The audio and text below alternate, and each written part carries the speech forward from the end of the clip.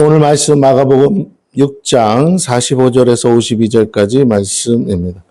마가복음 6장 45절에서 52절까지 말씀입니다. 찾은 줄 알고 우리 50절 말씀 함께 합독하겠습니다. 50절 한 절만 합독합니다. 시작. 그들이 다 예수를 보고 놀람이라. 이에 예수께서 곧 그들에게 말씀하여 이르시되 안심하라, 내니 두려워하지 말라 하시고. 아멘. 자, 오늘 말씀은 두려움을 극복하는 방법이라는 내용으로 함께 은혜를 나누겠습니다.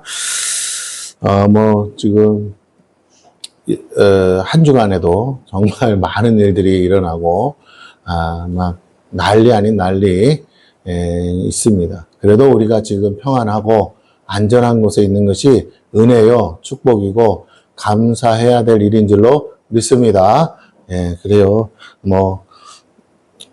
남의 나라 일이니까 우리가 그렇게까지 신경을 쓸 수는 없겠지만 기도는 해야죠. 다른 것도 아니고 이스라엘에서 전쟁이, 중동 지역에서 전쟁이 또 잠시 평안했다가 다시 시작되었는데 이란과의 전쟁입니다. 이게 그냥 만만히 볼 일은 아니고요. 터질 게 결국 터졌는데 이거 어떻게 이제 수습이 될 것이냐라는 건데 결과적으로는 이란이 마치 항복하듯이 두 손을 다 드는 상황으로 가지 않을까 싶습니다. 근데 이제 그 시간까지가 얼마나 길게 갈 것인지 아니면 짧게 끝날 것인지에 대한 문제만 남아있죠. 우크라이나 러시아 전쟁처럼 길게 가면 안 되리라고 봅니다. 그래서 민간인들, 무고한 생명이 죽어나가는 그런 일이 없도록 우리가 기도해야겠습니다. 우리 나라들 위해서도 기도하시고 또 열방에 있는 수많은 나라들을 위해서도 기도해 주시면 감사하겠고, 들려오는 지금 소식에 의하면 벌써 지금 북한에서 탈북자들이 계속 이제 나오고 있대요. 그래서 NLL로 배를 타고 나온 사람들이 있다는데, 문제는 본인들은 북한으로 돌아가고 싶다고 하는데 북한에서 안 받는데요. 참 웃기죠? 전 같으면 안 돌려보내서 난리였는데 지금은요, 북한에서 김정은 정권이 탈북자들을 받아주질 않는데요. 그래서 이러지도 저러지도 못하는 상황이라는데, 그렇습니다. 북한이 그만큼 심각한 위기 가운데 있습니다. 저 북한이 마지막에 진짜 막 나갈 수도 있는 상황인데 그렇게 되지 않도록, 이번 이란 전쟁은 북한을 향한 경고이기도 합니다. 너도 이렇게 죽을 수 있다. 너희도 이렇게 소리 없이 죽을 수 있으니까 조심해라 라는 일종의 경고. 왜냐하면 이란에다가 무기 팔아먹는 나라가 북한이기 때문에 그렇죠. 그래서 아마 이번 전쟁을 통해서 러시아도 그렇고 북한도 그렇고 아마 굉장히 두려울 거예요. 중국은 두말할 거 없고, 중국은 이미 지금 문 닫을 지경까지 가 있으니까. 그래서 막 세계가 지금 막 회오리 바람이 일고 막 풍랑이 있는데, 그래서 우리가 이런 거 있잖아요. 막연한 불안감에 쌓여 있고 어떻게 될까? 경제도 어렵고 헤쳐나갈 방법도 없고 우리 같은 이 약소국이 어떻게 이 일을 감당할까? 이런 중에 있는데, 저와 여러분이 이 두려움을 극복하기 위한 방법이 뭔지를 오늘 말씀을 통해서 좀 발견하고, 우리가 두려움에 있지 마시고 믿음 안에 있는 저와 여러분이 되어야 될 줄로 믿습니다. 할렐루야. 여러분 걱정하지 마세요. 걱정한다고 달라지지 않아요. 이럴수록 정신을 바짝 차려야 됩니다. 자, 신앙생활을 하면서 성도들이요, 자주 겪는 일이 뭐냐? 그거는 예수 믿는데도 막 예수를 믿는다고 하면서도 여전히 두려움이 떠나질 않는 거죠. 두려움을 느끼는 이유가 뭔가 봤더니 두렵게 하는 어떤 대상이 있거나 또는 어떤 상황들이 두렵기 때문에 우리가 두려움을 느끼는 것이죠. 이 두려움이라는 건 결국은 내가 그것에 대해서 겁을 내고 있다는 거 아니겠습니까? 어떤 상황이 겁나거나 또는 어떤 대상이 겁나기 때문이에요. 이건 너무나 지극히 정상적인 반응이고 우리의 본능이라고 할 수가 있습니다. 창세 이후로 모든 생명체는 자신보다 강한 대상이나 극복하기 힘든 상황을 만날 때마다 두려움을 느끼게 되어 있습니다. 우리가 잘 아는 것처럼 개가 왜 짖어요? 겁나니까 짖는다고 하잖아요. 그렇습니다. 물론 그럼에도 불구하고 인간은 자신의 두려움을 이기고 그 또한 모든 상황을 극복합니다. 네, 신기하게도 이것이 다른 피조물들과 다른 점이죠. 두렵지만 쉽게 굴복하지 않는 거예요. 나머지 생명체는요, 자기보다 강한 대상 앞에서는요, 도망가거나 꼬리를 내리는 거죠. 근데 사람은 그렇지 않아요. 극복해버립니다. 때로는 두려워할 이유가 없는데도 불구하고 두려워하는 경우도 있습니다.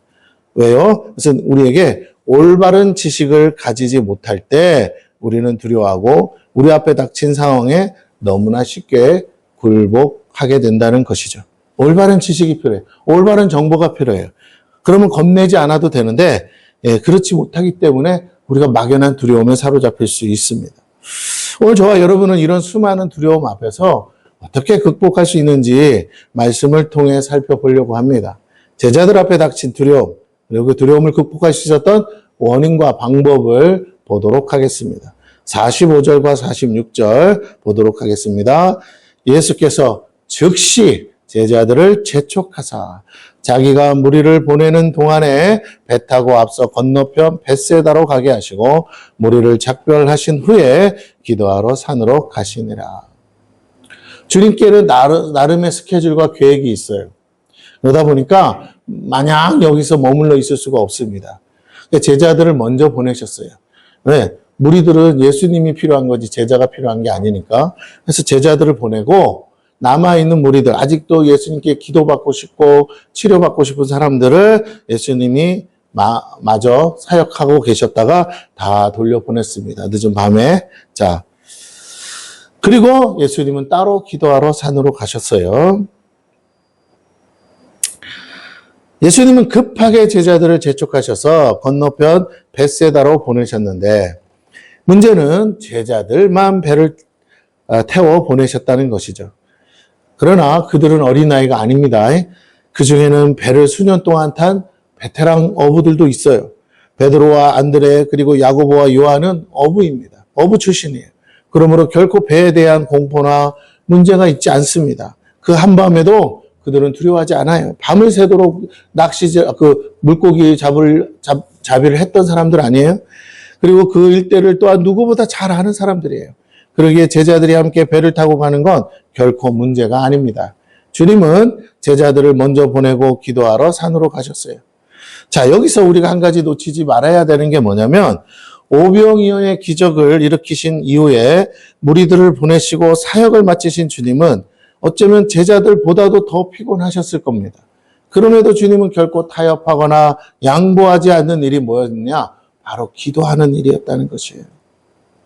여러분, 영적 능력은 기도에 달려 있어요. 어떠한 상황에서도 기도를 포기하지 않는 사람, 기도를 타협하지 않는 사람, 기도의 우선순위를 뒤로 미루지 않는 사람이 영적인 능력과 권세, 영적인 파워를 갖게 됩니다. 더불어서 하나님이 그 사람을 책임져 주세요. 그러나 기도가 항상 뒤로 밀리는 사람, 기도가 항상 뒤로 밀리는 삶의 패턴은요, 그래요. 이상하게 하나님이 도와주시긴 도와주시는데 바로바로 안 도와주시고 이렇게 지켜보시다가 막바지에 도와주세요. 그래서 우리가 삶 가운데 어떤 사람을 보면 생각만 해도 하나님 도와주시는 것 같은데 어떤 사람은 아무리 부르짖어도 안 들어주실 때가 있는 것 같아요. 왜요? 하나님과의 관계의 문제라는 겁니다. 하나님과의 관계가 누가 더 친밀하느냐, 기도를 많이 하냐 오래 하느냐의 문제가 아니라 누가 더 평상시에 하나님과 친밀한 관계를 유지하고 있었느냐라는 거. 인간사도 똑같아요. 사람도 그렇습니다. 매일 보는 사람과 가끔 한 번씩 보는 사람과의 관계는 다른 거예요. 매일 10분씩 잠깐 보더라도 매일 보는 사람의 관계는 깊어질 수밖에 없어요. 그러나 하루 종일 만나도 1년에 한 번 만나는 사람과의 관계는 깊어질래야 깊어질 수가 없어요. 저와 여러분이 매주일 이렇게 만납니다. 주일밖에는 여러분을 못 만나는 경우가 있습니다. 그래도 52주 매일 1년 동안 쉬지 않고 만난다면 우리 관계는 깊어질 수밖에 없어요. 여러분. 양의 문제가 아니고 빈도수의 문제예요. 네, 가족이 왜 가족이에요? 친구가 왜 친구입니까? 처음부터 오래 사귀어서가 아니에요.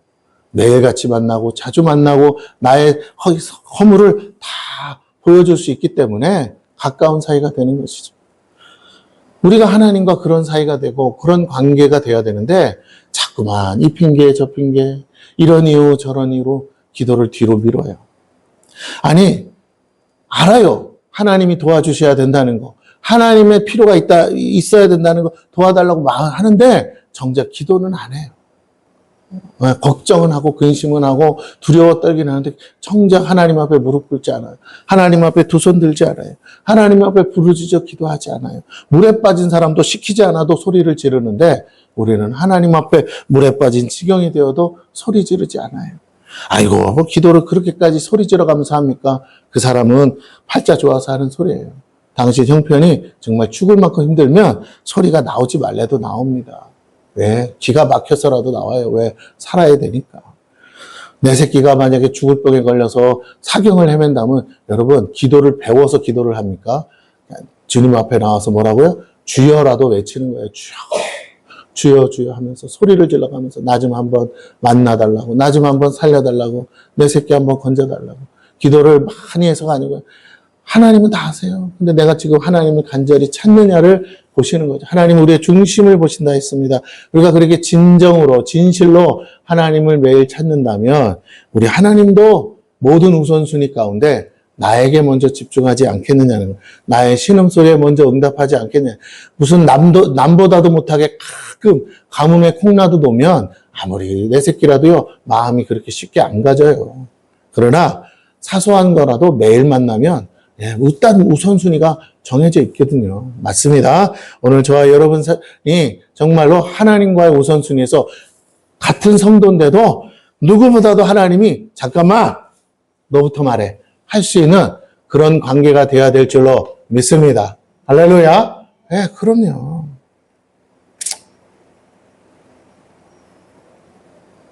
주님은 너무 피곤하셨는데도 이 기도를 포기하지 않아요. 타협하지 않아요. 기도를 뒤로 미루지 않습니다. 아이고 하나님 아시죠? 오늘 나 일 많이 한 거 내일 기도합시다. 이렇게 안 하셨다는 거예요.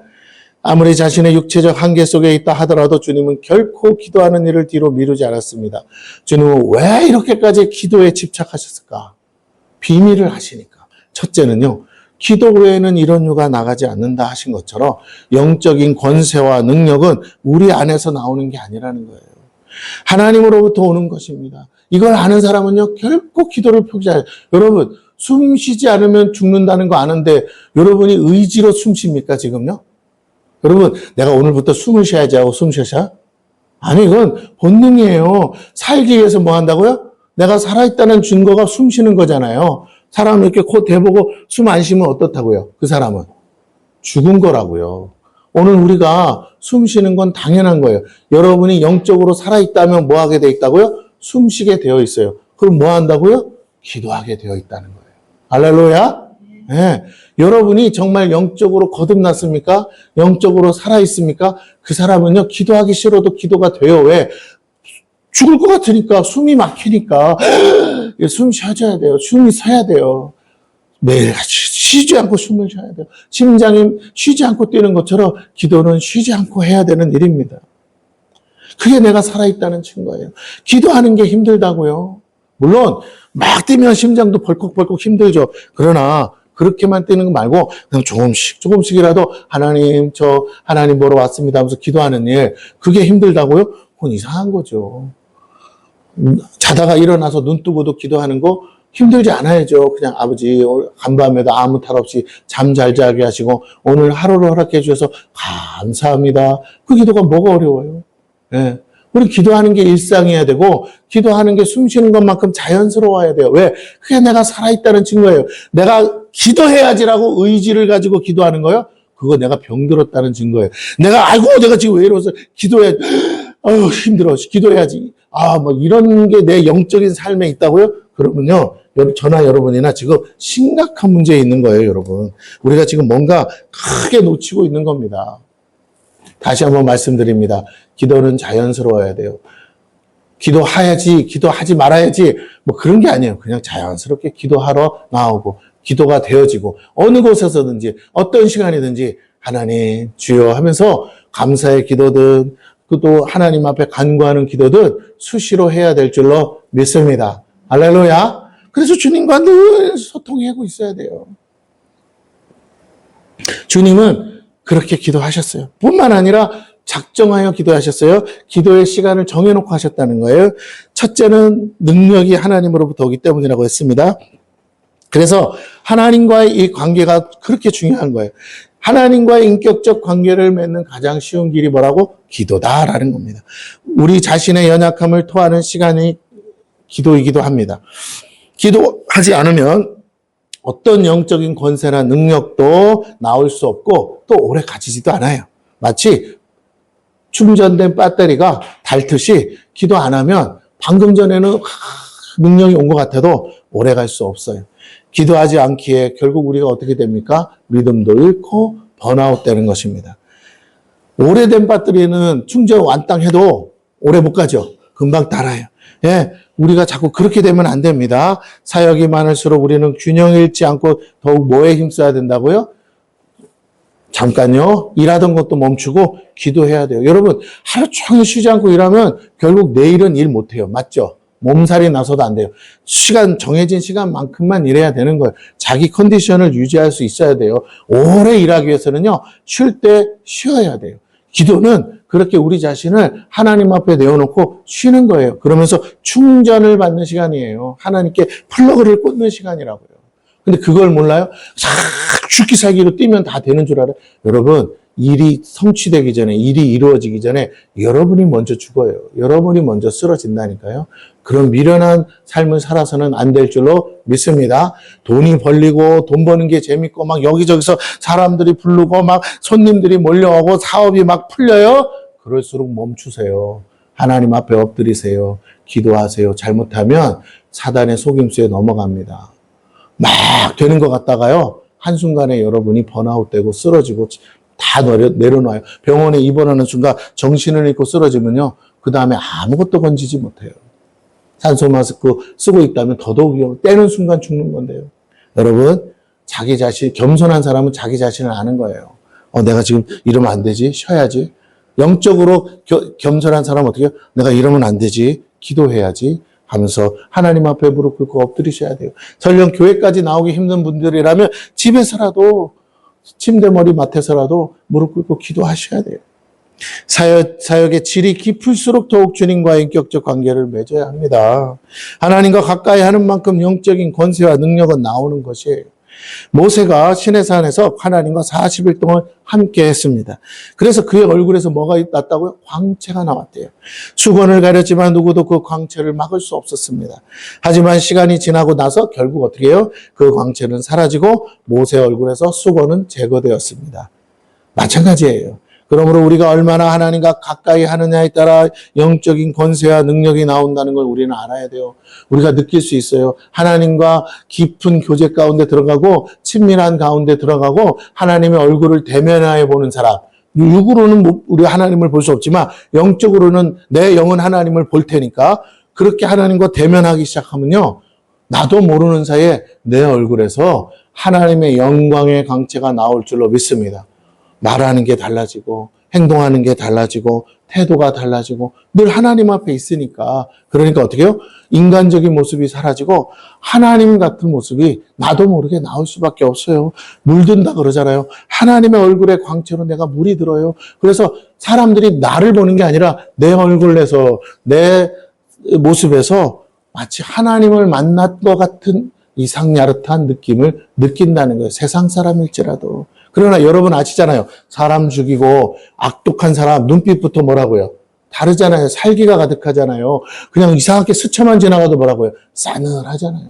그런 겁니다. 여러분, 우리가 이 어떤 영적인 무드라고 그러죠. 그런 게 있어요. 우리 안에서 어떤 것들이 흘러나오는데 우리에게 하나님의 광채가 나와야 될 줄로 믿습니다. 할렐루야. 우리 옆사람, 뒷사람, 앞사람에게 인사합니다. 하나님의 광채가 보입니다. 시작. 할렐루야. 여러분에게서 하나님의 광채가 보이셔야 돼요. 아주 그냥 깨져져가지고 인생 다 그냥 죽을 것 같은 모습으로 오시면 안 돼요. 물론 그럴 수 있으나 그렇게 왔다가도 여기서 뭐라고요? 하나님의 얼굴 낯을 보고 그 빛에 에서 다시 살아나고 회복하고 치유되고 다시 새 힘을 얻는 역사가 일어나야 될 줄로 믿습니다. 아멘? 그런데 목사만이 아니에요. 목사는 이렇게 강단에서 여러분과 이렇게 만나는 거라면 여러분끼리도 뭐 차 한잔 마시면서 식사하면서 얼굴 마주치는데 이런 사람 있잖아요. 앉자마자 입에서 무슨 말들이 나가는데 거친 말이 나오고 듣기 싫은 말이 나오고 짜증스러운 말이 나오고 원망 불평이 나오고 막 욕하는 말이 나오고 남의 험담이 쏟아지고 듣기 싫은 말이 막 쏟아지면 어떨까요, 여러분? 같이 밥 먹기 싫죠? 차 한잔 하기도 싫어요. 커피 한잔 사줬는데 그래서 예의상 들어줬는데 듣고 나서는 막 내가 오늘 정말 쓸데없이 시간 낭비했다. 그 커피 먹지 말 거. 이렇게 되면 안 되잖아요, 인간관계가. 여러분, 곧 죽어도 은혜로운 말, 그냥 감사한 말, 기쁜 말, 그런 말이 나와야 될 줄로 믿습니다. 그런 말이 굳이 안 나오면 아무 말 하지 말고 커피나 마시세요. 할렐루야. 아멘. 그리고 혹시 그러시거든 옆에서 얘기해 주세요. 쓸데없는 소리 하지 말고 커피나 마셔. 그리고 다독해주셔야 돼요. 교회는 은혜가 충만해야 돼요.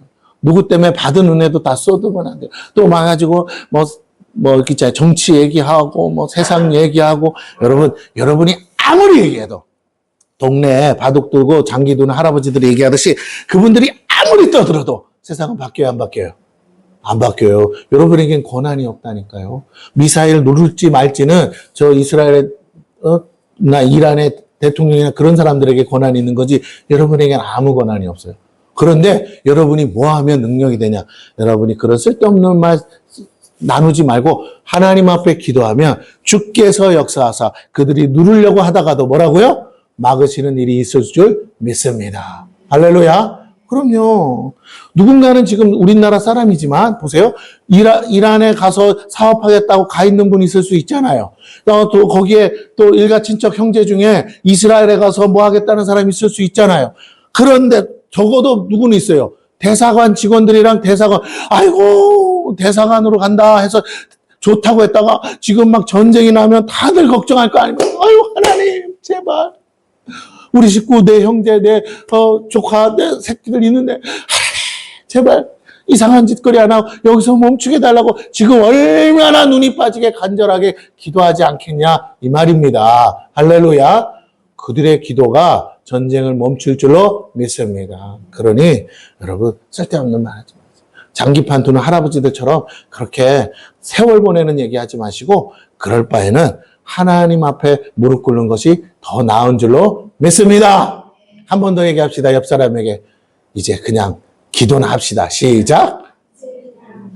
아멘. 기도나 해요. 자, 우리 하나님은 기다리고 있어요. 지금 내가 기도하기를. 자, 그렇습니다. 하나님과 가까이 하는 만큼 영적 권세가 있어서 모세도 그랬다고 했습니다. 우리 스스로 대단해서가 아니고 우리를 만나주신 하나님 때문에 우리는 신적 권위를 함께 누리게 돼 있어요. 이게 천국의 비밀이라고요. 오직 사람에게만 주어지는 축복입니다. 우리는 빛이 아니에요. 그러나 빛 대신 주님 때문에 우리가 그 빛을 받으며 마치 달이 태양빛을 받아서 보름달처럼 빛나는 거잖아요. 달 스스로는 빛을 내요, 못 내요? 못 내죠. 그러니까 빛을 못 받은 곳은 점점점 가리다 보면 초승달도 됐다가 금음달도 됐다가 그렇죠? 다시 떠서 보름달도 됐다가 그래요. 빛을 받는 만큼 되는 거예요. 똑같아요. 우리도 하나님께 얼마나 내가 빛을 받고 있나 다른 말로 하면 내가 하나님을 얼마나 바라보느냐에 따라 내 삶의 영적인 권세가 이루어지면서 하나님의 나라가 완성이 되는 것입니다. 오직 하나님이 사람에게만 주셨어요. 그래서 아담이 세상을 다스릴 수 있었던 것은 그가 능력이 많아서가 아니에요. 사자가 아응하면 그냥 물려 죽어요. 그런데도 그 사자도 아담 앞에서는 얌전하고 복종한 건요. 아담의 얼굴에 누가? 하나님의 형상, 하나님의 영광의 강체가 보였기 때문입니다. 왜? 자기들은 못하는데 아담은 늘 하나님을 대면하여 만났잖아요. 그를 보는 모든 만물들은 마치 하나님 보는 것 같았어요. 그 영광의 광채가 벌거벗은 그들을 가리웠기에 천사와 같았을 겁니다. 여러분 대통령 비서실장이 왜 실세라고 합니까? 매일 만나서 대통령의 사소한 얘기까지 뭐라고요? 그 심중의 얘기까지 국민들 앞에 공포는 안 해도 고민하는 얘기 다 듣지 않습니까? 그러니까 솔직히 말해서 뭐 기자 인터뷰하는 것보다 뒤에서 비서실장에게 물어가지고 뭔가 다른 얘기가 있을까 하고 캐내는 게 기사거리가 되는 거 아니에요. 맞죠? 그래서 뭐 대통령실에서는 어쩌고 저쩌고 이게 대통령이 말한 것보다 더 막 설득력이 있잖아요. 그렇습니다. 그런 거예요. 맞아요. 그러니까 기자들이 눈을 씻고 그거 찾으려고 하죠. 오늘 우리가 하나님과 가까워지면요. 그래서 우리에게 하나님의 음성이 들려오고 하나님의 말이 내 입에 있으면요. 그게 권세라니까요. 그 말대로 일하시기 때문에 내 입에서 나간 말대로 역사가 이루어진다면 내가 얼마나 권세자가 되겠습니까? 맞습니까? 내가 오늘이라도 하나님께 들었어. 야, 저거 오늘 내가 멈추게 할 거야. 그래서 제가 아무도 안 멈춘다고 하는데 여러분 걱정하지 마세요. 저거 중동전쟁 오늘 하나님이 끝내십니다. 그리고 진짜 끝났어. 그러면 제가 이제부터 하는 말은 다 여러분 어떻게 듣겠어요? 어머나 세상에. 두렵고 떨리겠죠? 잘 된다 소리 들어야 되는데 뭐라고요? 너 오늘 죽어 이렇게 들으면 안 되잖아. 그러니까 막 두렵죠. 물어보기도 곤란하고. 맞습니다. 그런 거예요. 오늘 우리가 하나님과 가까워야 될 줄로 믿습니다. 여러분 누가 누구보다 나은 게 아니고 하나님과 가장 많이 만나고 자주 만나고 가까이 있는 사람이 가장 권세 있고 능력 있는 사람인 줄로 믿습니다. 그러니까 남에게 그 영적인 그것 비밀을 뺏기지 마세요. 누구도 하나님이 거절 안 하세요. 누구든지 오라 했으니까 여러분은 날마다 주님 만나세요. 그래서 그 권위와 능력을 받으세요. 그래서 하나님이 다른 사람 말은 야 쟤는 내 앞에 와서 듣지도 않으면서 지가 막 만들어낸다 야. 그런데 아이고 제가 좀 입이 좀 가벼워서 그래도 제가 한 말은 누가 한 말이라 내가 한 말. 걔 말이 맞아. 걔 말대로 되는 거 맞아. 내가 한 말이야. 이렇게 하나님이 인정해 주셔야 되지 않겠어요? 뭐 그 다음에 좀 조심하더라도 그렇습니다. 하나님의 사람들이 되셔야 돼요. 오직 사람에게만 주신 축복입니다. 그 영광의 광채가 벌거벗은 그들을 가리웠기에 천사와 같았어요. 그래서 결코 부끄럽지 않았어요. 아담과 하와는. 그러나 범죄하는 순간 그 영광이 가려지고 사라졌어요. 그들이 그 순간 자신들이 벌거벗었다는 것을 그제서 알고 수치스러워서 나뭇잎으로 가렸습니다. 아담이 그렇게 영광스러울 수 있었던 이유는 매일 하나님과 함께 대면하여 만난 거예요. 그러나 죄 짓고 나니까 뭐라고요? 하나님 만날 시간 되니까 하나님이 에덴 동산을 거니시는 소리가 들리는데 아담아 아담아 하는데 뭐라고요? 그 나무 뒤에 숨어버렸잖아요. 수치스럽고 부끄럽고 하나님 앞에 두려워서. 빛이신 하나님의 영광이 온통 그들을 덮었기에 그들도 그렇게 영광의 광채로 빛날 수 있었던 것 같이 오늘 우리도 그렇게 기도하며 하나님과 대면할 때 우리 눈에 보이지 않는 하나님의 영광이 덮습니다. 그러면 우리에게서 말할 수 없는 영적인 권세와 능력이 빛나게 되고 모든 영적 존재들이 거기에 반응한다라는 거예요. 여러분이 잠시 하나님 앞에 이렇게 속으로라도 기도한 게 순간에 하나님은요. 매일 그렇게 하나님과 가까이 만나는 사람의 그 신음소리에도 응답하시더라니까요. 만약 이것이 부족할수록 사단은 우리를 넘어뜨리기 쉬워지는 거예요.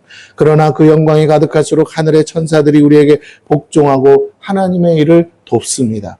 그러므로 저와 여러분이 기도하면 할수록 이 영광이 가득하게 되고 무슨 일이든 성령의 기름 부심으로 강력하게 이렇게 일할 수 있게 되는 겁니다. 사람의 능력을 넘어 하나님의 능력으로 일하게 돼요. 여러분 군대 가면 뭐라고 그러죠?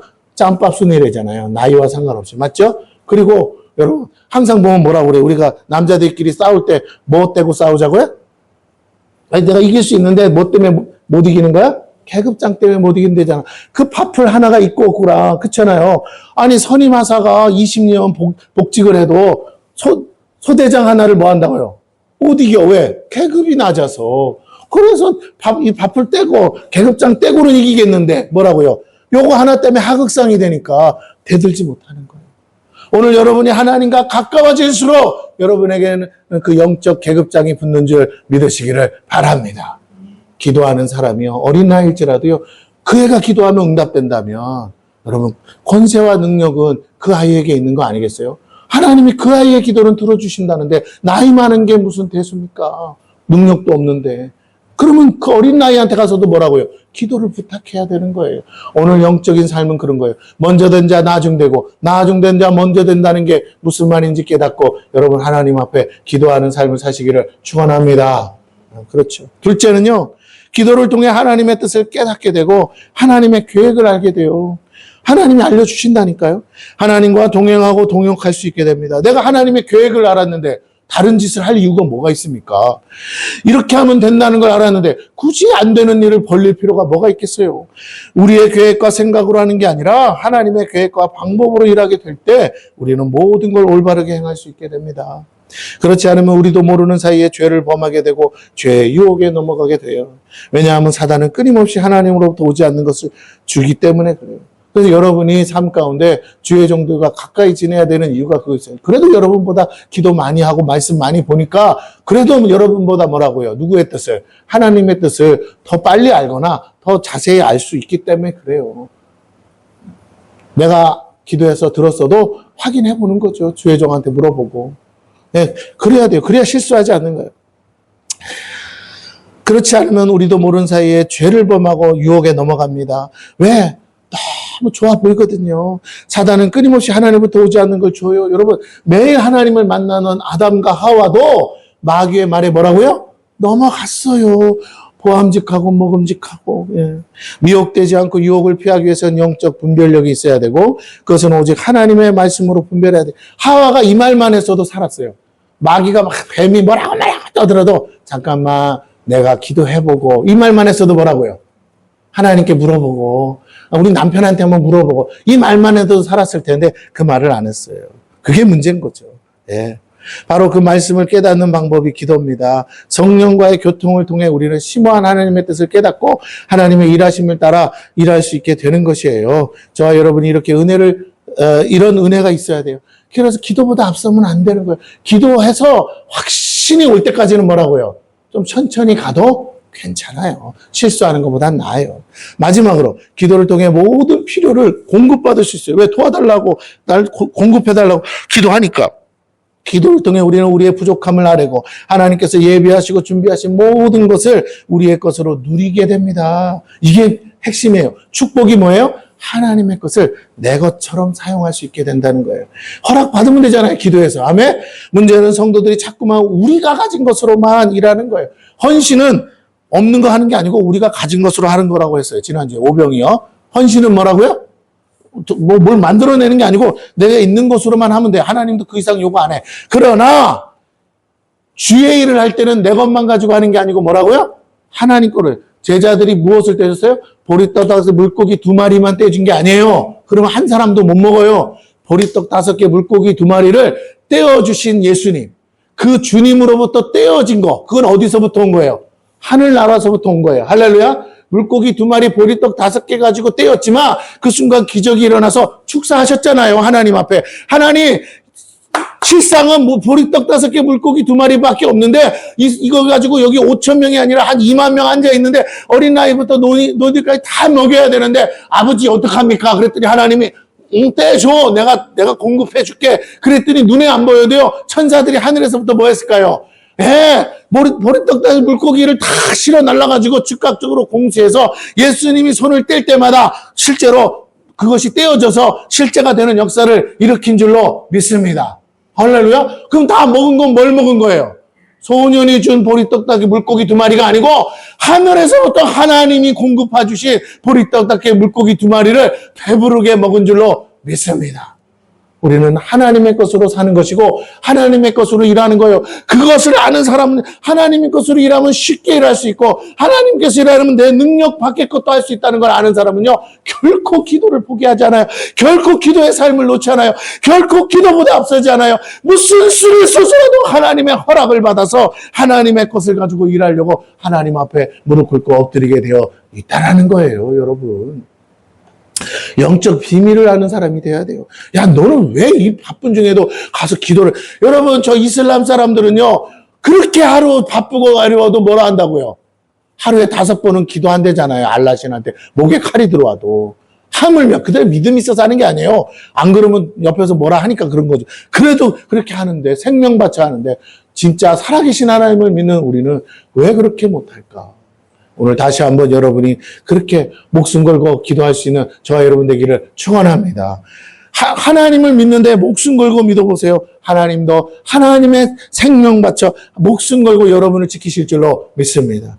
하나님이 가지신 건요.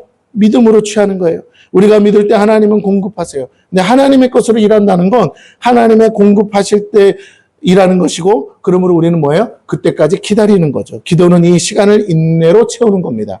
기도의 잔을 채울 때 하나님은 역사하세요. 그렇다면 이 비밀을 알면 어머, 기도의 잔을 내가 조금 더 열심히 내서 빨리 채우면 빨리 될 수도 있습니까? 예. 이게 비밀이에요. 이건 변하지 않은 비밀이에요.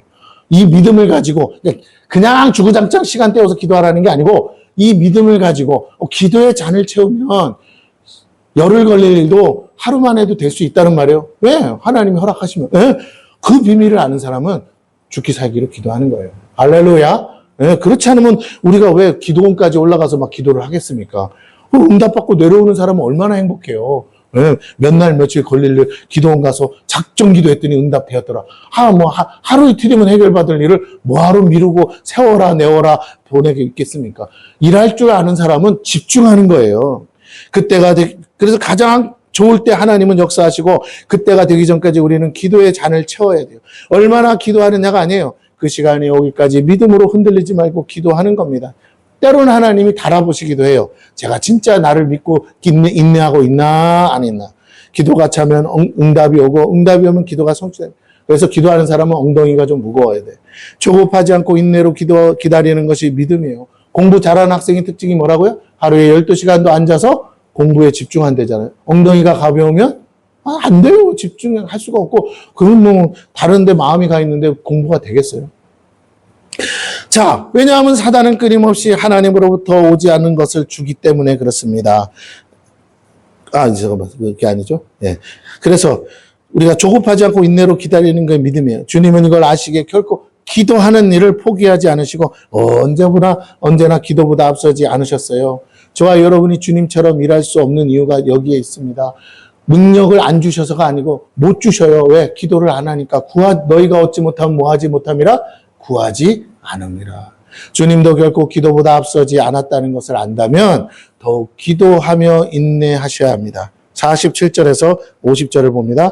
저물 때 배는 바닷 가운데 있고, 지금 약간 해가 떨어진 거죠. 예수께서는 홀로 물에 계시다가 바람이 거스름으로 제자들이 힘겹게 노젓는 것을 보시고 밤 사경쯤에 바다 위로 걸어서 그들에게 오사 지나가려고 하시매, 제자들이 그가 바다 위로 걸어오심을 보고 유령인가 하여 소리 지르니 그들이 다 예수를 보고 놀랍니다. 이에 예수께서 곧 그들에게 말씀하여 이르시되 안심하라, 내니 두려워하지 말라 하시고. 여러분, 제자들은 믿음 없는 거 아세요? 하나님도 주님도 아세요. 그래도 배 태워 보냈어요. 그런데 그들이 고전을 면치 못하는 걸 기도하시는 중에도 뭐라고요?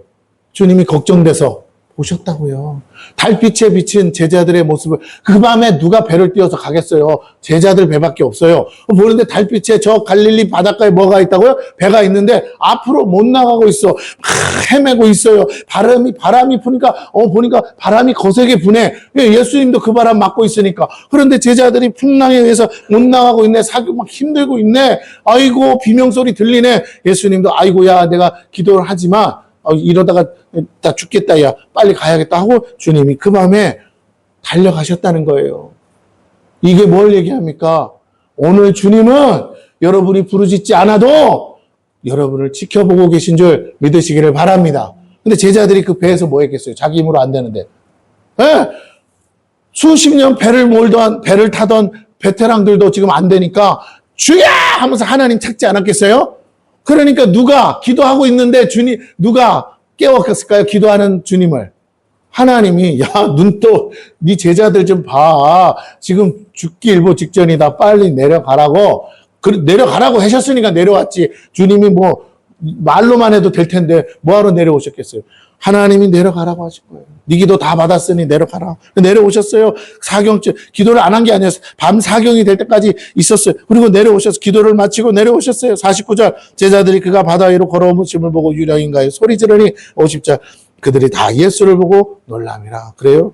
주님은요, 저물 때까지 기다리십니다. 홀로 계신 중에 제자들이 배를 타고 가다 거센 바람 때문에 힘겨운 것을 봤어요. 주님은 제자들에게 오셨습니다. 놀라운 건 주님은 무리를 걸어오셨다는 거예요. 주님은 제자들이 처한 위급한 상황을 보시고 모두 잡으세요. 무리를 걸었다는 자체가 중요한 게 아니에요. 무리를 걸었다는 건 할 수 없는 일을 하신 거잖아요. 모든 환경을 초월해서 무리로 걸어오셨다는 거예요. 모든 환경을 초월해서 우리의 어려운 사정 가운데 들어오셨다는 거예요. 주님은 멀찌감치 보면서 야, 잘 좀 해봐 이렇게 안 하신다고요. 주님은 그 풍랑 속으로 같이 무리를 걸어오셔. 여러분, 그 무리가 잔잔한 호숫가 걸은 게 아니잖아요. 제자들의 배가 풍랑 속에서 파도치면서 헤매고 있는 그 무리를 걸어오셨다고요. 주님은 그 파도치는 속을 함께, 그 바람 속을 함께, 풍랑 속을 헤치면서 오셨어요. 그 한밤중에 오셨다고요, 여러분. 그 두려움이 가득한 제자들의 모습 가운데 오셨어요. 모든 환경을 초월해서 오셨어요. 여러분, 다른 말로 할게요. 하나님은 여러분의 부르짖음에 그 어떤 것도 장애의 문이 될 수 없고 그 어떤 것도 내게 오시는 하나님을 막을 수 없음을 믿으시기를 바랍니다. 그래서 하나님이 도와줄 수 있는 거예요. 하나님밖에 우리 못 도와줘요. 불 속에 있는 사람 소방대원이 들어가는 거 아닙니까? 그죠? 특수훈련 받은 소방대원이 들어가는 거예요. 안전장치 다 하고. 그런데 그 불 속에 있어도 주님이 우리와 함께 하시면 사드락과 메삭과 아벳느고가 함께 하셨던 것처럼 그 주님이 함께 하시니까 머리털 하나도 뭐라고요? 타지 않았더라 하신 것처럼 오늘 이 위급한 상황, 우리의 삶의 환경 눈동자같이 지켜보시는 분은 주님밖에 없어요. 우리 하나님밖에 없습니다. 여러분은 하나님을 찾아야 문제의 상황 속에서 이겨내고 건져지는 구원의 역사가 일어날 줄로 믿습니다. 이성과 상식을 벗어났어요. 초자연적 역사가 일어났습니다. 주님이 다 나는 무리로 걸을 수도 있어 하고 자랑하려고 오신 게 아니에요. 그만큼 극박해서 오셨다는 거예요. 배는 없어요. 이 배 하나였으니까. 사람이 무리를 걸을 수 없습니다. 그 순간 주님은 둘 중 하나여야 돼요. 귀신이든지 아니면 진짜 하나님이시든지. 당연히 주님은 하나님이십니다. 하지만 제자들은 그렇게 믿지 못하죠. 오히려 제자들은 주님과 같은 유령, 귀신이라고 생각했어요. 그러기에 그들은 풍랑 때문에도 두려운데 예수님 보고 더 두려웠어요. 왜? 이제는 우리가 죽었구나. 우리가 죽었으니까 귀신이 보이는구나. 그러지 않았겠습니까? 이미 두려움에 사로잡혀 있던 제자들에게 주님은 반가운 존재가 아니라 두려움의 대상이 되고 말았어요. 이게 한 끗 차이인데 믿음이 있으면 안 두려운데 믿음이 없으니까 두려워요. 이것이 바로 우리가 매일 겪는 일이기도 합니다. 우리가 믿음이 없다는 증거가 뭐냐고요? 인생의 풍랑에 있어서가 아니고요. 그 풍랑 속에서 주님을 만나도 뭐라고요? 두려운 거야. 이게 주님인지 귀신인지 모르겠거든. 이런 인생의 풍랑을 만나면 우리는 동일하게 이런 두려움 속에 빠지게 되고 그러다 보면 사소한 일에도 놀라고 더 큰 두려움에 빠질 수 있다는 거예요. 분명히 하나님의 도움이 오는데 그 도움이 도움 같지 않고 뭐라고? 오히려 나를 죽이는 것 같아. 그러니까 더 두려워져요. 여러분. 주변에 일어나는 모든 일이 마치 더욱 안 좋은 결과를 가져올 것처럼 느껴져요. 이게 두려움이에요. 여러분, 근데 성경은 뭐라고 말했냐? 잘 들으세요. 사랑하는 자들을 위하여 모든 것이 합력하여 뭐 한다고요? 선을 이루느니라. 선을 이룬다는 말이 뭐예요? 기도에 응답해준다 이 말이잖아요. 모든 것이 합력하여 선을 이룰 것이니까 내가 하나님 없이 사는 것은 말고 내가 하나님을 찾고 있는 한은 내가 두려워할 만한 모든 것조차도 설령 나를 오늘 죽이려고 왔던 빚쟁이도 뭐라고요? 하나님이 마음 바꾸게 하면 나를 구원하는 은혜의 대상이 될 수 있어요. 며칠 전에 사모님도 얘기했는데 며칠 전에 우리가 빚진 게 있어서 다 갚았어요. 우리 저번에 집을 샀었는데 집을 어려워가지고 집을 팔았어요. 근데 제값을 못 받아서 전세를 준 세입자 전세를 빼줘야 되는데 그 전세를 빼줄 돈을 우리가 다른 데 이사 오면서 보증금으로 들어왔기 때문에 전세 빼줄 돈이 모자란 거예요. 3천만 원이 모자랐어요. 그런데 우리가 어떻게 미루고 뭐 이사 올 사람은 없다 그러고 미루고 그러다가 그 사람 이제 이사 갈 날짜가 다 됐어요. 그 사람 광교에 집을 얻었기 때문에 그 사람은 안 갈 수가 없어. 미룰 수도 없고 그러니까 가야 돼. 근데 이사 올 사람도 없고 왜? 그거보다 더 전세금이 쌌거든. 저 사람이 들어올 때랑 보다 쌌으니 더 싸게 내놔야 되는데 그럼 내가 물어줄 돈이 없죠. 그러고 있었는데 기도하고 있었어요. 우리 기도밖에 할 게 없어. 근데 재밌는 거 계약 날짜가 다가오기 며칠 전에 주인이란다. 세입자가 나한테 전화를 하더라고요. 자기도 그 사람이 막 백방을 알아서 나한테 조언을 하더라고요. 이렇게 해보세요. 저렇게 해보세요. 근데 나는 손 놓고 있었어. 그냥 주님만 바라보고 있었어요. 근데 세입자가 와서 뭐라고 그러냐. 그러시면 우리가 가지고 있는 돈 3천만 원이 있는데 그거를 빌려드릴 테니까 갚으실 생각이 있는. 갚겠다고. 이자 좀 비싸지만 쳐서 갚겠다고. 그래서 그거 다 갚을 때까지 몇 년까지 어떻게 해서 매달 얼마씩 해서 갚을 때니까 봐달라. 그래서 그 사람이 봐줘서 집을 빼고 팔고 그렇게 해서 다 해결을 봤어요. 손해봤지만 어쨌든 그래서 그게 시간이 지나서 그 밑을 겨우 다 갚았어요. 얼마나 몸이 가볍겠어요. 마음이 가볍고 그렇죠. 뭐 그렇다고 빚이 없는 건 아니에요. 또 있어요. 갚아야 될 게 많지만 예. 아직도 빚이 많아요. 갚아야 될 빚들이 많아요. 근데 갚아지더라는 거잖아요. 하나님을 믿고 있었더니 하나님의 방법으로 해결이 되고 하나님의 방법으로 그 사람이 안 기다려주면 어쩔 거야. 자, 그 사람 삶이 힘들면 어쩔 거야. 그런데 기다려줘요. 저번에 중간에 우리 사모님이 또 전화를 했어. 이만큼 갚았는데 이만큼 갚았으니까 하루도 한 달도 안 밀리고 갚았으니까 이자 좀 싸게 해주면 안 되겠지. 그 사람이 네? 그래가지고 이자를 깎았어. 그래서 이자를 깎아서 또 갚았어요. 그러니까 얼마나 감사해. 뭐 돈 10,000원밖에 안 되지만 그래도 우리한테는 큰 돈이라 부담되니까. 여러분, 하나님이 하시면요.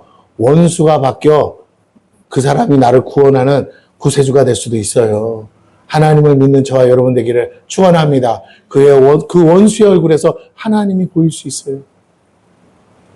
자, 그렇습니다.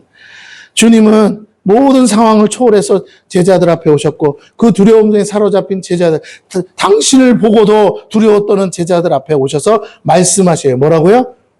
안심하라. 내니 두려워 말라. 두려움은 결코 좋은 결과를 주지 못하죠. 우리의 이성을 마비시키고 믿음에서 이탈하게 해요. 그럼 막 우리 조급하게 해서 우리가 안 해도 될 짓을 하게 만들어요. 이게 마귀가 하는 일이에요. 모든 일에 조급하게 만들고 성급하게 합니다. 영끌하는 사람도 요새 영끌 많이 안 되잖아요. 7월부터 뭐 DSR 들어가서 대출 안 나온다니까요. 지금밖에는 기회가 없다고 값이 막 아파트 값 올라간다니까. 여러분, 아파트 올라간다고 한 건 왜 올라갔냐면 집을 팔려고 내놓은 사람들이 호가를 올렸대요. 거래는 빵인데. 이런 바보 같은 짓을 한다고. 그래서 지금 은행에 대출이 올라갔대요. 이렇게 해서 대출 받은 사람들이 또 늘어가지고.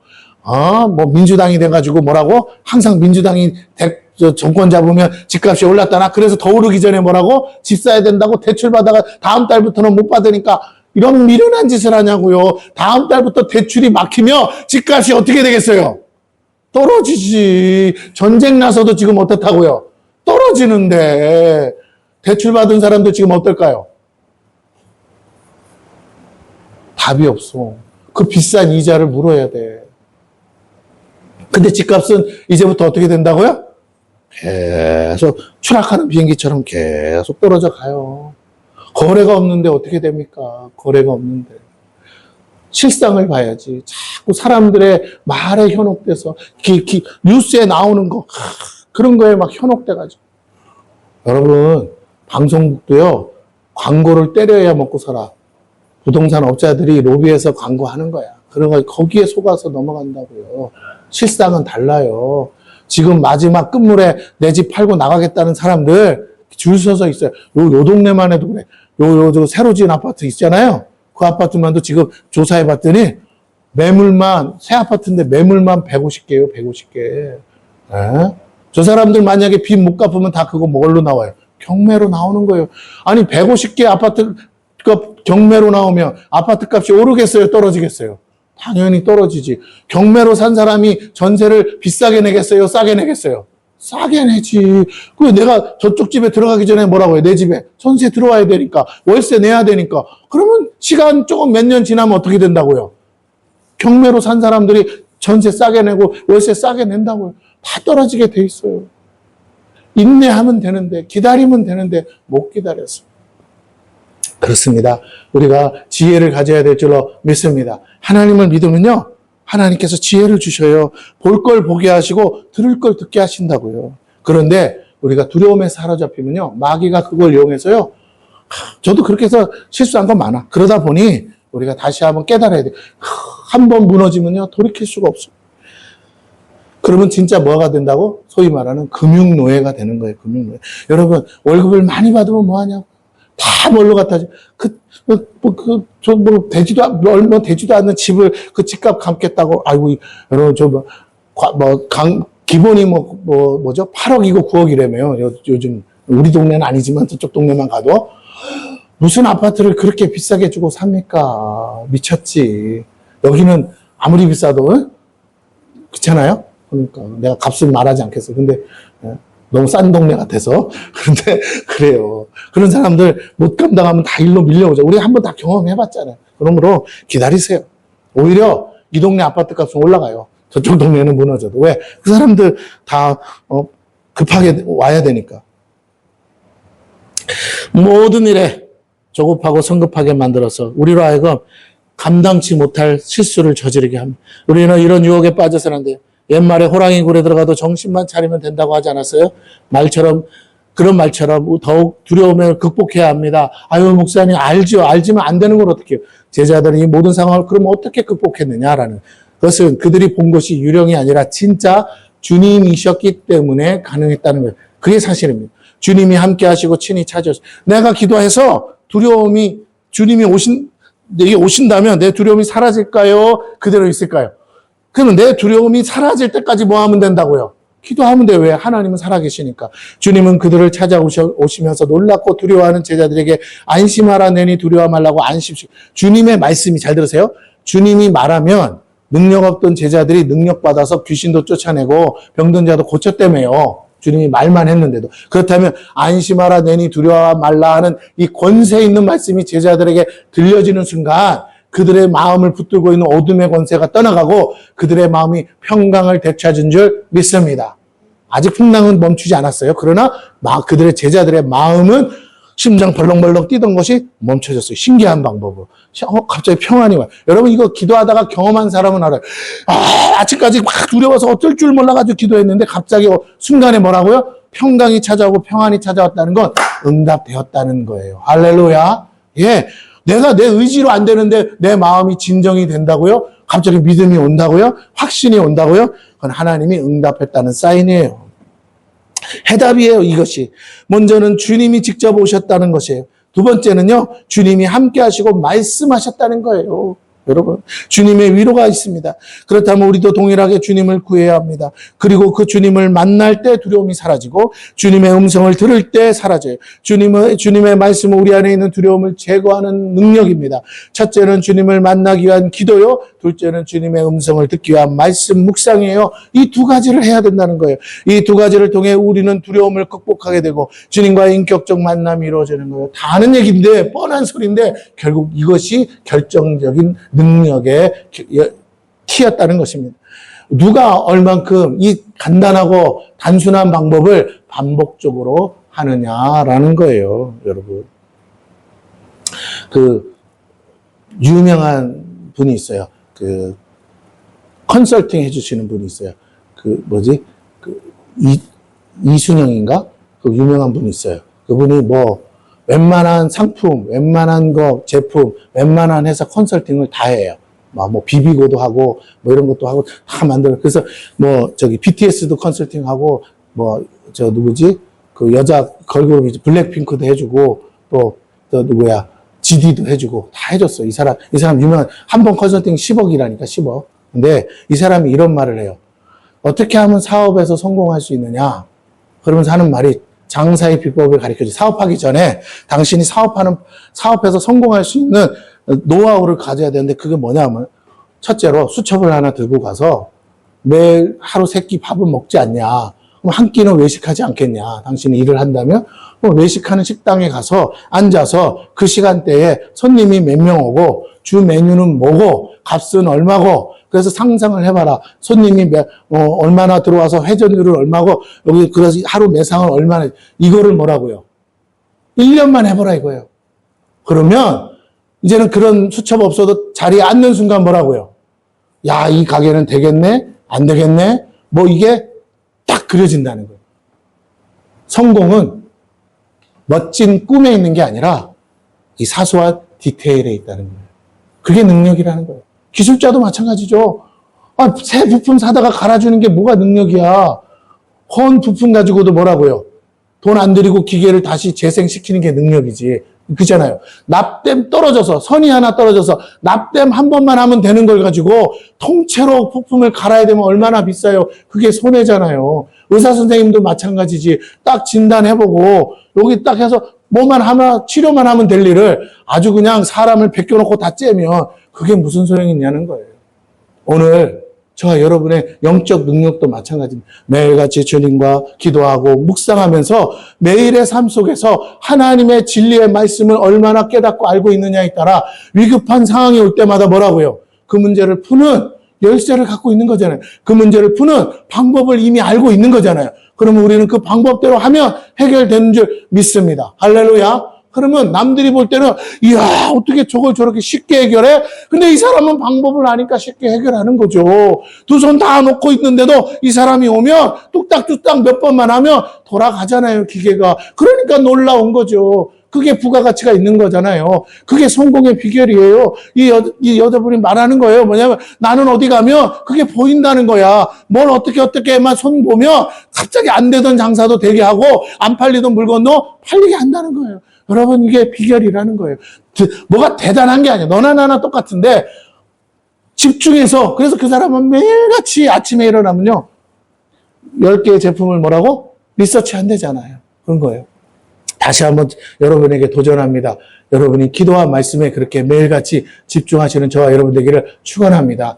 오랜 시간 들이지 마세요. 하루에 10분만 해도 돼요. 아버지 감사합니다. 그리고 말씀 묵상하면서 하나님 이 말씀 깨닫게 하여 주시옵소서.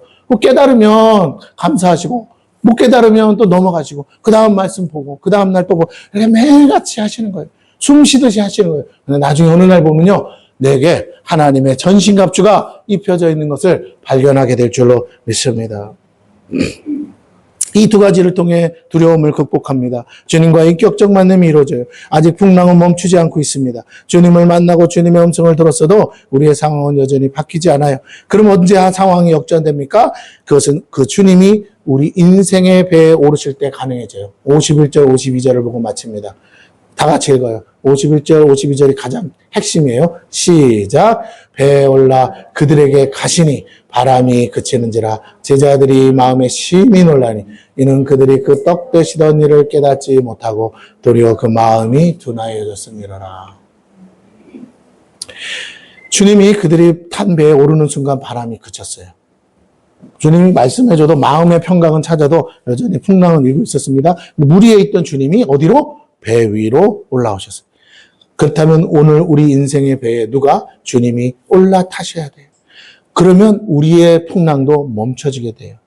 우리가 그렇게 두려웠던 문제가 더 이상 문제가 안 됩니다. 언제 그랬다는 듯 문제는 사라집니다. 주님이 물 위를 걸어오신 것은 우리의 몫이 아니에요. 그건 우리가 어떻게 해결할 수 있는 문제가 아니에요. 그러나 주님은 오셔요. 주님이 물 위를 걸어오신 것은 우리를 위하신 거였잖아요. 그 주님은 그렇게 오셨고 배에 오르셨어요. 우리가 거절하면 안 오르지만 우리는 주님이 필요하니까 이제 주님의 음성을 듣고 정신이 차려져 그러니까 귀신이 아니고 주님이라는 걸 알아. 어떻게 알았을까? 내가 생각해 보니까 이래요. 주님이 물 위에 서 있는 거는 보이는데 주님이 풍랑을 맞았어요. 맞죠?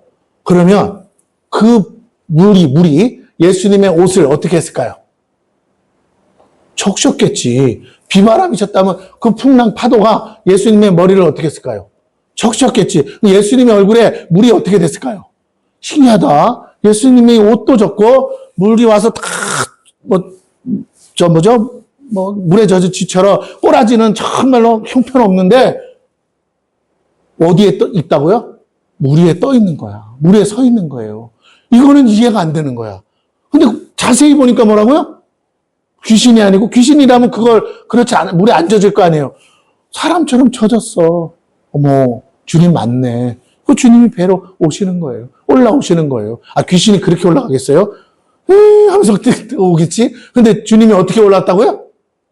낑낑거리면서 올라와서 제자들의 손을 잡고 올라가셨겠죠. 자, 이거예요. 우리가 주님이 우리 인생의 배에 오르도록 주님을 내 마음에 모셔야 될 줄로 믿습니다. 그리고 그 주님께 우리 인생의 키를 내드려야 돼요. 내가 잡고 있는다고 해결 안 되잖아요. 그 순간 갑자기요. 풍랑이 멈췄다는 겁니다. 다른 성경에 보면 주님이 이렇게 선포하시잖아요. 바람아, 바다야, 잔잔하라. 네, 주님의 방법으로 주님이 하신다는 거예요. 오늘 우리 인생을 우리가 주인 되어 살면 해결 못해요. 왜? 우리는 한계가 있기 때문에. 그러나 우리의 인생의 키를 주님께 맡기면 주님이 주인 되시기 때문에 주님을 이길 자가 없고 주님의 말씀을 거역할 것이 없기 때문에 모든 것이 풍랑과 바람조차도 그 말씀 앞에 복종하게 될 줄로 믿습니다. 그러면 사라져요. 여러분이 듣든 안 듣든 기도한 대로 됩니다. 그렇다면 저와 여러분이 주인 되어 배를 모지 말고 그 길을 주님께 드려야 돼요. 아직도 고집을 피는 사람 많아요. 우리를 두렵게 하던 모든 것들이 사라집니다. 우리를 괴롭히고 넘어뜨리려 어둠의 세력들이 주님 앞에서 떠나게 됩니다. 이것이 영적 대결이고 영적 승리예요. 좀 이런 태도가 필요해. 제가 늘 했던 거죠. 배째라는 태도가 좀 필요해요. 기도하고 나서는 그래 배째라.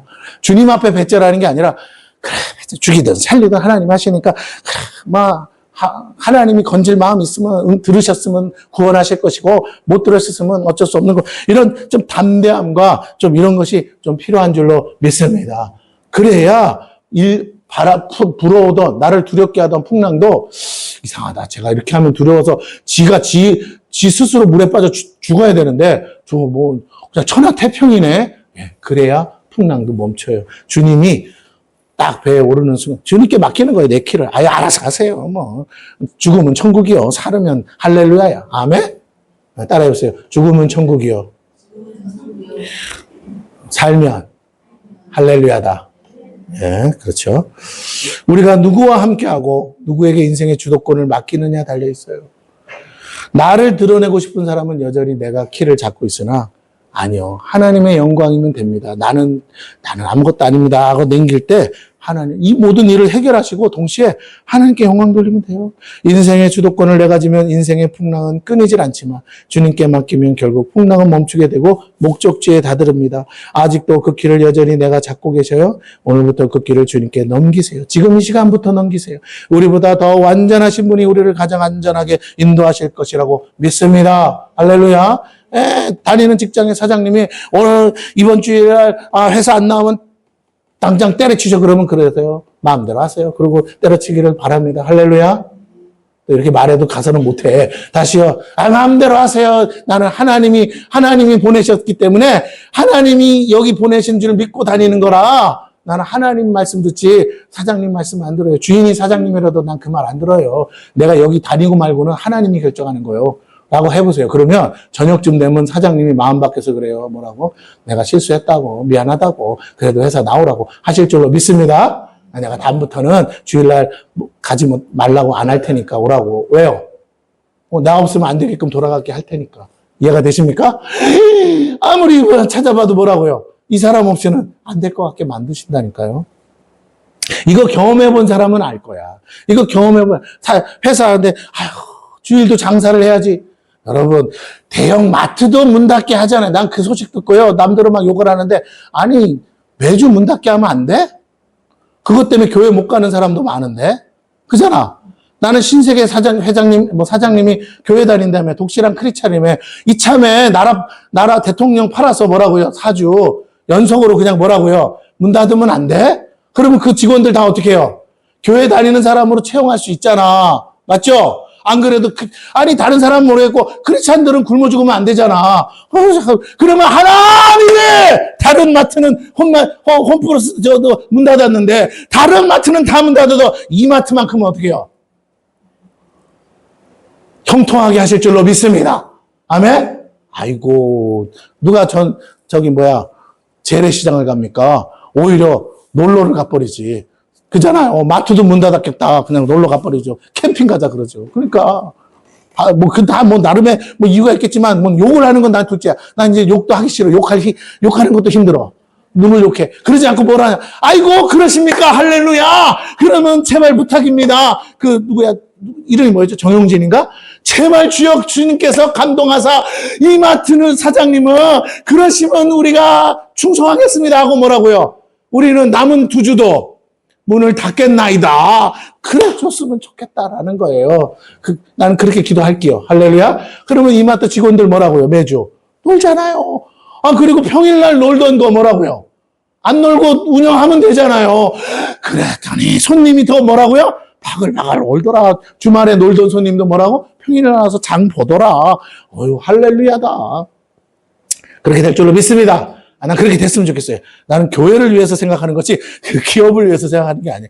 그런데 다른 기업도 아니고 크리스찬이 운영하는 기업이라는데, 독실한 크리스찬이라는데, 그 정도는 해줘야 되는 거 아니에요. 그래야 칭찬을 받지. 그잖아요. 예, 맨날 입으로만 우파 그런 거 하지 말고, 트럼프랑 백날 친해봐야 관세밖에 더 때려 맞아요. 그건 중요하지 않고, 제발 마트 문을 닫아주세요. 할렐루야? 교회가 부흥하게. 그러려면 그분도 인생의 주도권을 누구한테 맡겨야 돼요? 주말에 매상이 얼마인데, 그쵸? 근데 하나님께 맡기고, 이 회사를 누가 운영하신다고? 하나님이 운영하신다. 그렇지 않다면, 잘 들었어요? 그렇지 않다면, 그분이 하나님 믿고 독실한 크리스찬이라고 교회 다니는 건 다 뭐라고요? 장사 속이다. 아시겠죠? 뭐라고요? 물건 팔아먹으려는 장사 속이다. 그렇게 하시면 되겠어요? 어이구, 동네 마트도 아니고 그런 기업을 어떻게 그런 식으로 운영합니까? 그래서 안 되는 거예요.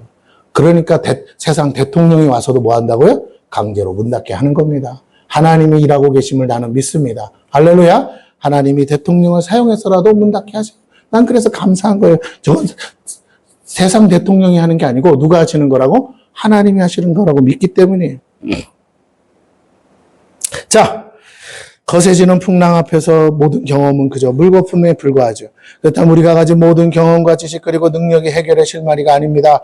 진정한 해결책은요, 주님이세요. 그분이 함께할 때만 우리는 안전할 수 있어요. 더 이상 두려움은 우리의 것이 아닙니다. 오늘 본문은 이렇게 결론을 맺어요. 제자들이 왜 그렇게 두려워했느냐? 그 이유는 그들이 주님과 함께 있을 때 떡되던 일을 잊어버렸기 때문이라고요. 이 많은 사람을 무슨 수로 먹입니까? 200데나리온이 어디 있습니까? 이러고 푸념을 늘어놨던 제자들. 그러나 주님이 함께 하시니까 기적이 일어난 줄로 믿습니다. 한 사람도 배고파 돌아간 사람 없었듯이 12강주리가 남을 만큼 하나님이 풍성케 하셨다면 오늘도 이 배의 선장이 주님으로 바뀌는 순간 모든 문제는 해결될 줄로 믿습니다. 주님이 있고 없고가 이만큼 큰 차이. 그 제자들한테 시청각 교육을 한 거예요. 니들끼리 한번 가봐.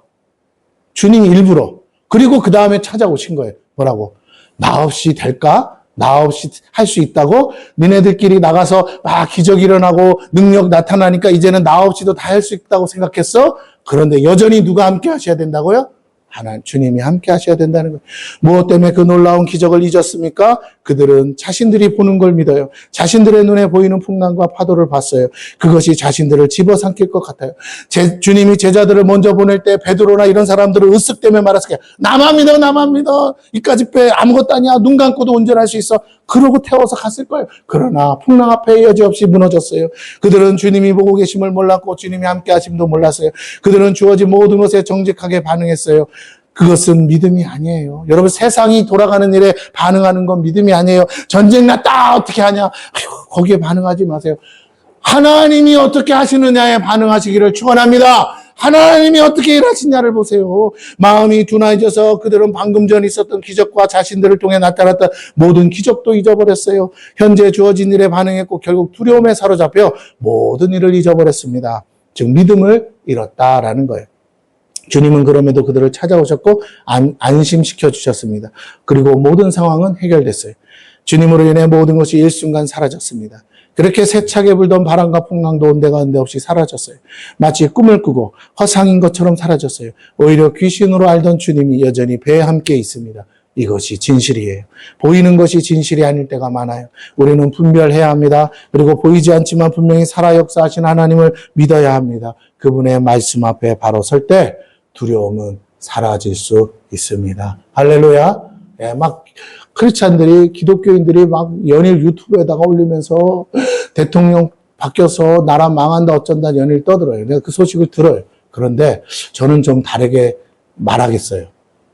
저는 제가 지지한 사람은 아니지만 잘 들으세요. 내가 기도하는 한 하나님은 저 대통령을 통해서 잘 들으세요. 교회가 부흥하게끔 하실 거예요. 하나님은 저 대통령 때문에 교회가 깨어 일어나게 하실 거예요. 하나님은 저 대통령을 어떻게 쓰든 사용해서 하나님의 교회들이 하나님만을 바라보게 하실 줄로 믿습니다. 사람 대통령 의지했어요. 교회가 목사고 교회고 성도가 이 대통령 뽑으면 나라 잘 될 줄 알았어요. 아니에요. 교회의 실수는요, 사람 본 거예요. 하나님 바라보고 하나님을 의지해야 될 줄로 믿습니다. 하나님이 이제 말씀하시는 거예요. 뽑은 걸 어떡해. 근데 아니야. 너희가 무릎 꿇고 기도하고 나만 봐. 사람 싫어? 그래. 그러니까 나만 봐. 근데 놀라운 건 내가 너희들 편에서 일해줄게. 놀랍게 일하실 줄로 믿습니다. 여러분의 두려움을 극복하시기를 축원합니다.